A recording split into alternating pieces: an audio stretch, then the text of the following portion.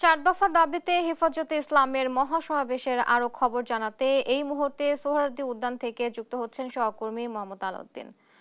আলাউদ্দিন, সমাবেশে মানুষের উপস্থিতি কেমন দেখছেন? মূল আনুষ্ঠানিকতা কখন শুরু হবে জানাবেন।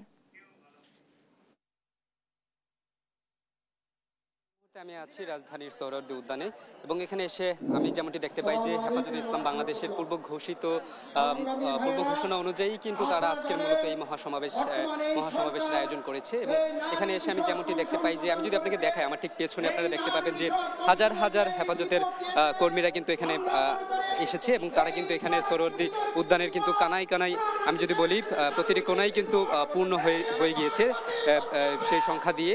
প্রচুর পরিমাণে মানুষ কিন্তু তারা দেশের বিভিন্ন জেলা থেকে এসেছে, বিভিন্ন উপজেলা থেকে এসেছে এবং তারা কিন্তু এখনো আসছে আমরা যেমনটি জানতে পারি। এবং আমরা তাদের সাথে কথা বলে আরও যেমনটি জানতে পারি তাদের আজকের এই মহাসমাবেশের যে মূল উদ্দেশ্য সেটি হচ্ছে মূলত চারটি দাবিকে সামনে রেখেই তারা মূলত আজকের এই মহাসমাবেশের আয়োজন করেছে।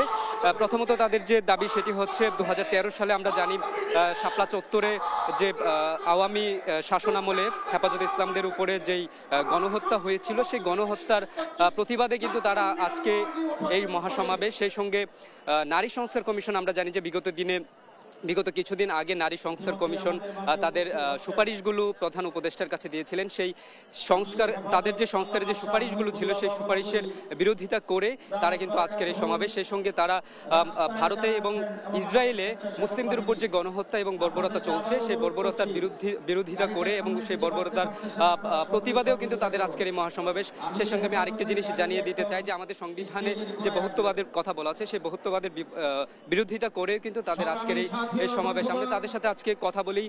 এখানে উপস্থিত যে নেতাকর্মীরা আছে তারা কিন্তু স্টেজে ইতিমধ্যে বক্তব্য দিচ্ছেন। একে একে তাদের নেতাকর্মীরা আসতে শুরু করছেন, তাদের কর্মীরাও আসা শুরু করছেন। এখনো তারা বিভিন্ন জেলা উপজেলা থেকে এখানে এসে সমবেত হচ্ছেন। তো আমি যদি বলি আপনাকে যে তাদের এই চারটি মূল দাবিকে কিন্তু সামনে রেখেই কিন্তু তারা আজকের এই মহাসমাবেশ করছেন এবং সেই সঙ্গে তারা কিন্তু এটাও বলছিলেন যে এই দাবিগুলো যদি তাদের পূরণ না হয় এবং শাপলা চত্বরের যে গণহত্যা হয়েছিল সেই গণহত্যার বিরুদ্ধে হেফাজতে ইসলামে যাদেরকে মামলা দেওয়া হয়েছিল সেই মামলা যদি প্রত্যাহার না করা হয় তাহলে কিন্তু তাদের এই সমাবেশ অব্যাহত থাকবে এবং দেশে তারা বলছিলেন যেমনটি যে দেশকে অচল করে দিবেন এবং দেশের প্রতিটি জায়গায় কিন্তু তারা ব্যারিকেড দিবেন বলে তারা যেমনটি জানাচ্ছিলেন। তো এই ছিল আমার কাছে রাজধানীর সোহরাওয়ার্দী উদ্যান থেকে হেফাজতে ইসলাম বাংলাদেশের সমাবেশের সর্বশেষ। আলাউদ্দিন, আপনাকে ধন্যবাদ।